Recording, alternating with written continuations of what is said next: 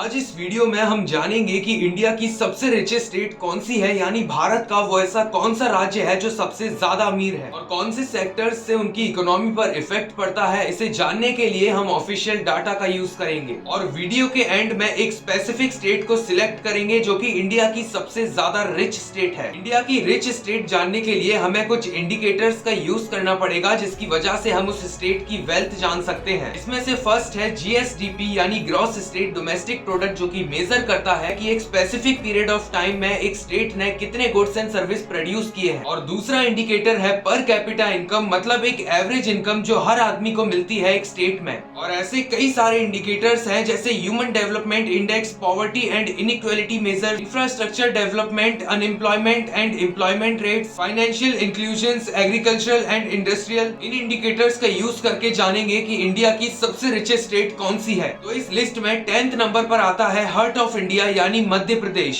जिसमें कई important agricultural industries भी हैं और मध्य प्रदेश में कल्चरल हेरिटेज भी है, यानी बहुत सारी ऐसी पुरानी चीजें जिसे लोग दूर दूर से देखने आते हैं, जो कि इसे एक रिच स्टेट बनाने में बहुत ज्यादा कंट्रीब्यूट करती है। जैसे सांची खजुराहो टेम्पल्स जो कि यूनेस्को वर्ल्ड हेरिटेज की लिस्ट में भी इंक्लूड है, जहां मिलियंस ऑफ विजिटर्स आते हैं। और रिसेंट ईयर्स में मध्य प्रदेश ने अपने आप को बहुत ज्यादा डेवलप किया है। और नंबर 9 पर है राजस्थान, अपनी डाइवर्स इकोनॉमी और नेचुरल रिसोर्सेज की वजह से ये टॉप 10 की लिस्ट में है। राजस्थान की इकोनॉमी मेनली 3 सेक्टर्स पर बनी है, एग्रीकल्चरल, टूरिज्म और सर्विसेज। और ये तीनों सेक्टर राजस्थान में बहुत तेजी से एक्सपेंड हो रहे हैं, जिस वजह से राजस्थान का एग्रीकल्चरल सेक्टर बहुत ज्यादा स्ट्रॉन्ग है। और दूसरा सबसे बड़ा कारण कि राजस्थान मिनरल्स रिच स्टेट है। राजस्थान की माइन से gold, silver, copper, limestone, sandstone और ऐसे कई सारे मिनरल्स पाए जाते हैं। राजस्थान इकोनॉमिक ग्रोथ के मामले में इंडिया के टॉप इकोनॉमिक ग्रोथ स्टेट में से एक है, जिसकी जीडीपी 13.34 लाख करोड़ रुपए की है, यानी $170 बिलियन। इसके अलावा राजस्थान में ऑयल सीड्स और पल्सेस का बहुत ज्यादा क्वांटिटी में प्रोडक्शन किया जाता है। और इस टॉप 10 रिच स्टेट की लिस्ट में 8th नंबर पर है वेस्ट बंगाल, क्योंकि वेस्ट बंगाल ने अपनी इकोनॉमी को रिसेंट ईयर में बहुत ज्यादा स्ट्रॉन्ग किया है, जिस वजह से वो टॉप 10 की लिस्ट में है। और वेस्ट बंगाल अपनी इकोनॉमी को कई सेक्टर्स में डाइवर्सिफाइड करता है, जैसे सर्विस सेक्टर्स, एग्रीकल्चरल सेक्टर्स और इंडस्ट्रीज सेक्टर। और भारत में सबसे ज्यादा राइस का प्रोडक्शन वेस्ट बंगाल ही करता है। वेस्ट बंगाल की जीएसडीपी में एग्रीकल्चरल का 12% कंट्रीब्यूशन है, जिसके पास कई तरह की इंडस्ट्रीज हैं जैसे jute industries, tea industries, coal mine. इसके अलावा वेस्ट बंगाल में iron and steel, leather, chemicals, rubber, gems and jewelleries, plastic, petroleum, pharma जैसी इंडस्ट्रीज हैं। 2023 से 2024 में वेस्ट बंगाल की जीएसडीपी 17.19 लाख करोड़ यानी $220 बिलियन की थी, जो कि रिसेंट ईयर के कंपैरिजन में 10.6% तक इंक्रीज हुई है। इस लिस्ट में 7th नंबर पर है तेलंगाना। तेलंगाना की पर कैपिटा इनकम 3,12,398 है, जो कि नेशनल पर कैपिटा इनकम से 1,40,122 रुपीज ज्यादा है। तेलंगाना में फार्मास्यूटिकल इंडस्ट्रीज, टेक्सटाइल इंडस्ट्रीज और आईटी इंडस्ट्रीज भी है, जहां लोगों को लार्ज नंबर पर हाई पेइंग जॉब्स मिलती हैं। वहां कई सारे टूरिस्टर अट्रैक्शन प्लेस हैं जो तेलंगाना को पैसे बनाने में मदद करते हैं, जैसे कई सारी हिस्टोरिकल साइट्स हैं, टेंपल्स हैं। और इसके अलावा तेलंगाना में कई लेवल्स पर फार्मिंग भी होती है, जैसे राइस की खेती होती है, कॉटन की खेती होती है, मेज और फ्रूट्स और ऐसे ही कई चीजों की वहाँ खेती की जाती है। और नंबर 6 पर आता है आंध्र प्रदेश, जिसकी जीडीपी $165 बिलियन